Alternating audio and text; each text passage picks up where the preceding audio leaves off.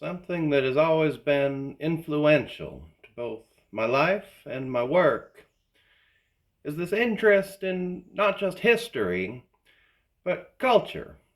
Culture from kind of, I suppose, an anthropological sort of view. Just trying to understand how people across the world and through time relate to life, relate to each other, relate to their society, relate to their art, their music, their ritual, all of these things. And it's amazing how diverse that is, just people's understanding in their time of how things are and what their own context is, the context in which they do everything. But also throughout time, we see this kind of top-down movement, this kind of dominator culture sort of thing that looks to co-opt or control the narrative and say, no, this is culture. Try to give you this very simplistic, controlled narrative about what the history is and what it means to be part of that culture. And frankly, it's bullshit, you know.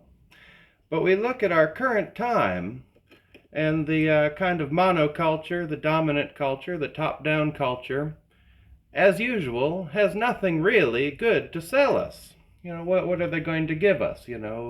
Weird supplements and peptides so we can, they can exploit our insecurities. Gambling addiction is another one that we see quite a lot. Get in on your crypto thing. Surely you'll be rich. Or maybe they say, well, you can go against your neighbor and you'll get the chance to hold the stick. It's all these magic beans they're trying to sell all the time. And I really don't think it's doing anybody any good, but they have to make you feel like it's doing you some good. They break your leg so they can sell you a crutch. And that's always how they go. But I think it behooves us to try to understand history and culture and understand the richness of how humanity has been.